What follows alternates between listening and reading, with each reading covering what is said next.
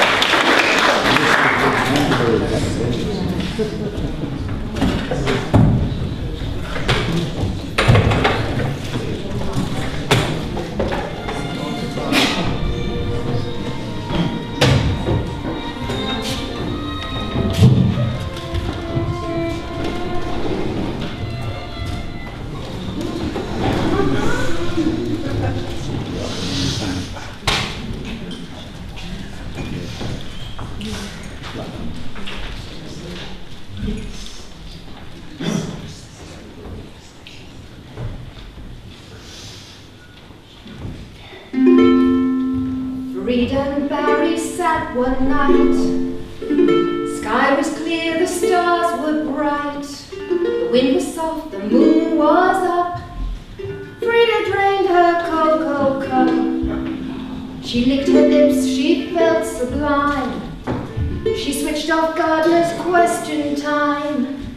Barry cringed in fear and dread as Frida grabbed his tie and said, let's do it while the mood is right.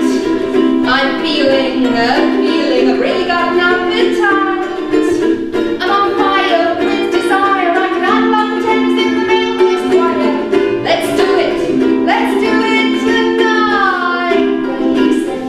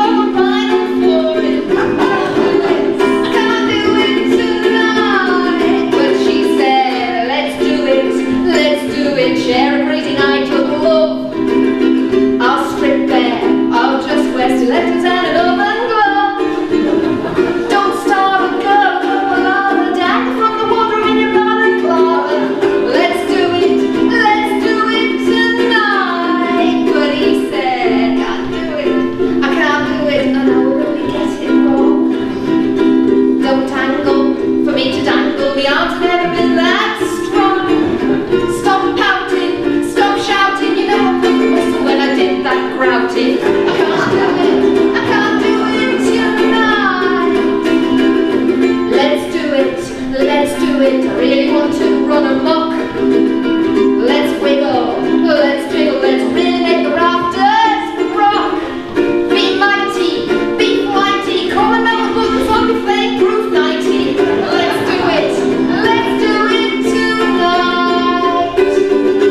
Let's do it, I really want to rant and rave. Let's go, 'cause I know just how I want you to behave.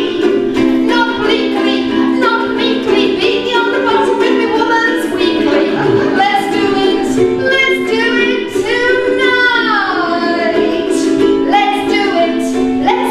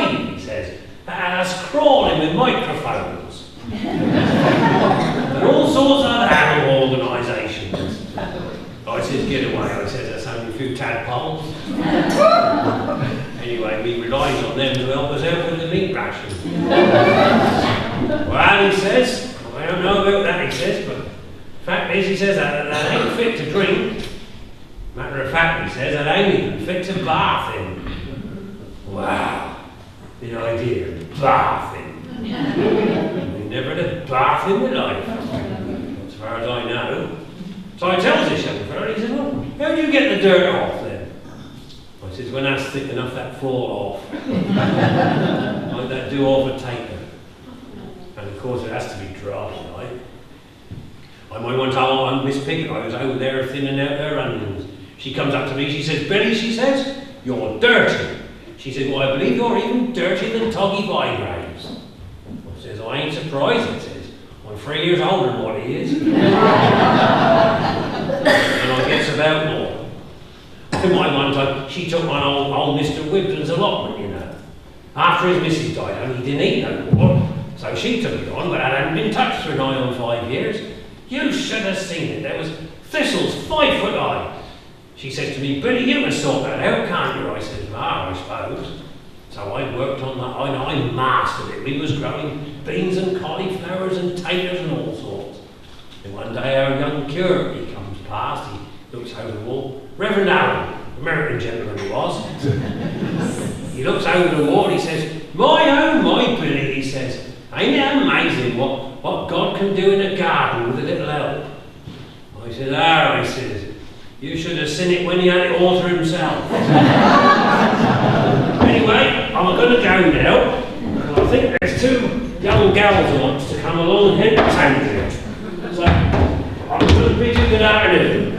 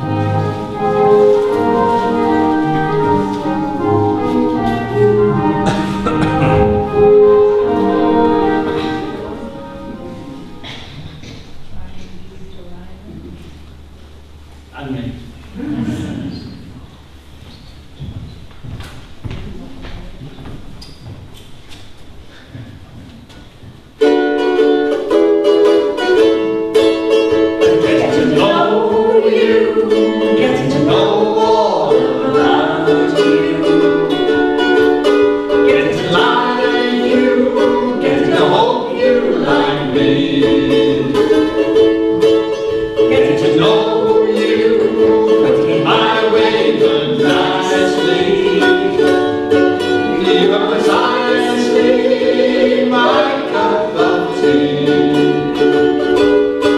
Get to know you, get to live free and easy. When I'm with you, get to know what to say. And you notice suddenly I'm bright and breezy because of all the beautiful and new things I'm learning about you day by day. All together, getting to know you, getting to know all about you, getting to like you, getting to hope you like me, getting to know you, putting my way and eyes to see. You are precisely my cup of tea.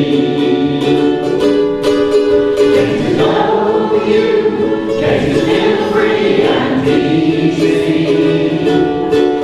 When I'm with you, get to know what to say. And you notice suddenly I'm bright and breezy because of all the beautiful and new things I'm learning about you day by day.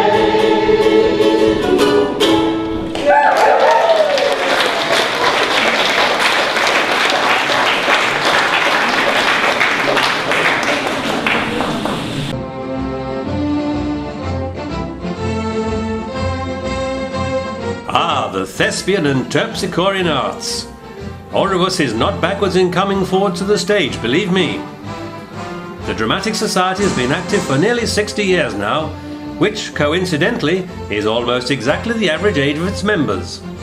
Our home has always been the village hall, and if you could only see backstage now, you would marvel at the individual dressing rooms, bar, costume department, hairdressing salon, state-of-the-art laser equipment, and of course the army of support staff which go towards making an evening like this a reality. As well as dramatic performance, Alrewas residents have tripped the light fantastic here from the ages of 3 to 93.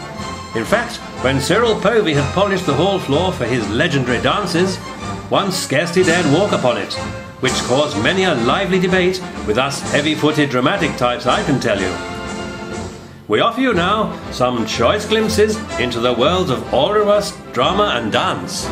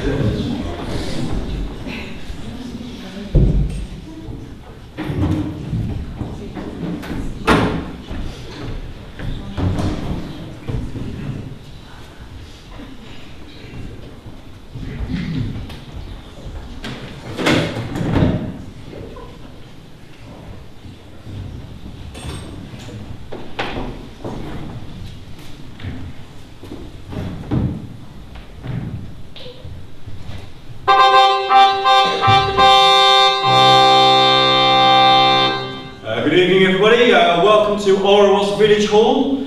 As you know, we were due to have Mr. Daniel Craig giving us a lecture here this evening on the art of acting in the cinema. Unfortunately, Mr. Craig's had to cancel due to an unforeseen B-movie premiere, but I have managed to procure the talents of a local actor, Mr. Bernard Hupper, who luckily was not busy. So it's my pleasure now to read for you from Mr. Hupper as he illustrates his own lecture on Shakespearean acting entitled The Actor's Art.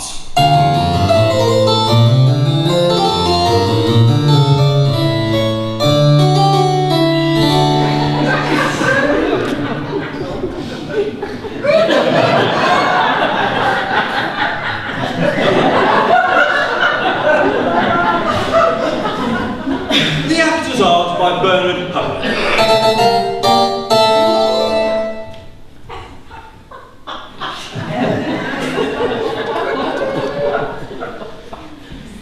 At the centre of the Elizabethan world sits the king. Upon the character of the king depends the plot. There are many different kinds of king. The benign king. The benign king with a physical defect. The mad king. The evil king. The evil king hatching a plot. The mad king hatching an egg.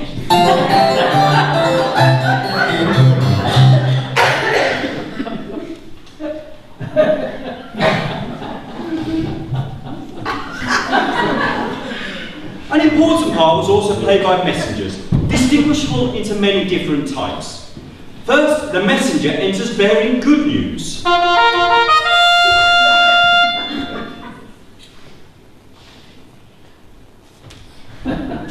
Next, the messenger enters bearing bad news.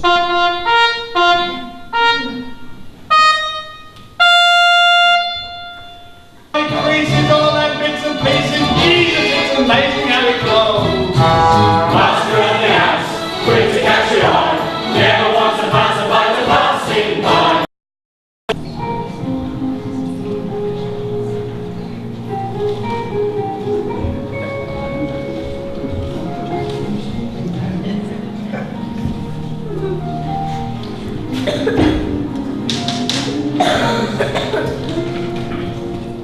Your soup, monsieur. Bonjour.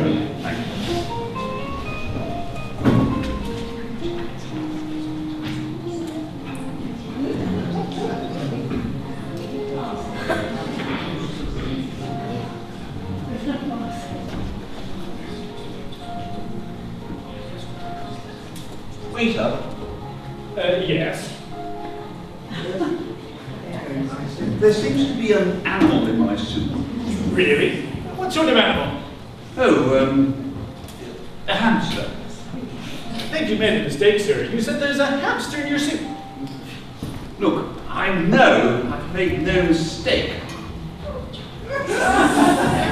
There's a fat, furry hamster drinking my soup. Now, would you please bring me a new bowl of soup? Sir, I'm sure you probably had one drink too many and you made a mistake. You just look again, please. Look, I know I've made no mistake. Please bring me a new bowl of soup. I think I know what's happened, sir. That is not a hamster. That is a guinea pig. I'm sure the cook simply forgot to take him out before I brought you your bowl. Bon appetit. What? Oh yes, we use them to taste test all the soups. If the guinea pig lives, then we know the soup is fine to eat. And if it dies, oh dear, it's been poisoned. That's got to be the stupidest thing I've ever heard. I mean, who's going to want to eat their bowl of soup when they've just, picked a hamster out of it? Goodness sake. I mean, who's going to want to eat their bowl of soup? Look, just be thankful it wasn't poisoned. Poison? Tell me, is poisoned soup a common occurrence in this restaurant? Well, it depends on what you mean by common. Well, let me put it to you this way. Has anyone been poisoned here? Not since we started to use guinea pigs in the soup, no. I see. And how many guinea pigs have died drinking poisoned soup. Well, that's rather hard to say. You see, guinea pigs don't really know how to swim, so some of them may have just simply drowned or died of natural causes. Well, how many have died in general? What, you mean in the last 2 months? Well, since you started using them. Well, that would be 2 months ago. Look, just stop beating about the bush. How many guinea pigs have died in your soup? Well, listen. 25. What? What? 25? Tell me, do any of your customers come back to this restaurant? Oh, we're on a very busy road. We get a constant stream of new customers. So you're not really bothered that you'll never get repeat business from any sane human being? Well, it's entirely your choice, sir. If you want to go to a restaurant that doesn't care about the health and safety of its people, if you want to go to a restaurant that doesn't use sterilized animals to taste test the food for safety, well then, it's up to you. See if I care. Do you know how many people in the United Kingdom annually die of food poisoning in restaurants? Do you, sir? Well, I'll tell you, I do. I have the official report right here. I carry it with me, and it is thousands. But since we've started using guinea pigs in the soup, we've had not one instance of food poisoning. No, sir, not one. I can believe it. It's probably because nobody eats anything here.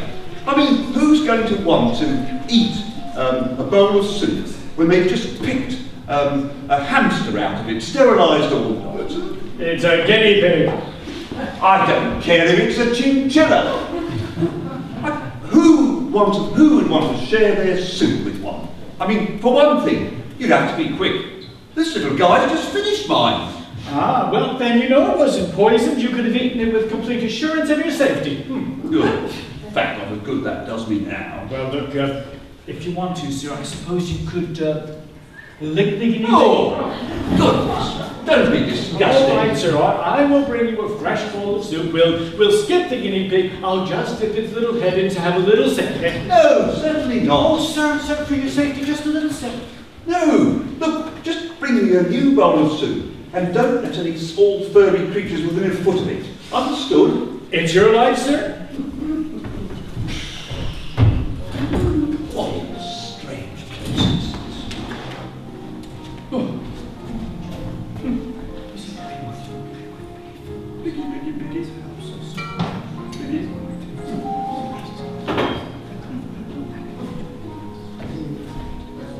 Waiter! Yes, sir. My guinea pig's just died. Oh, too bad, sir. Perhaps he had a heart condition. Like hell. Somebody's trying to poison me. Oh, no, sir. I'm sure that your guinea pig's untimely death had nothing to do with the soup. You said it yourself. If the soup had been poisoned, he would have kicked off long ago. Now look, at your request, I brought you a brand new bowl of soup. No guinea pig has come into contact with it. So you just enjoy that, and I shall take this one away so that you can have it. No way. There are some snow-reacting poisons, you know. I'm sure somebody's trying to kill me. Tell you what, bring me a new guinea pig, right away. As you wish, sir. You know what they say about customers? Say it with me. The customer's always right.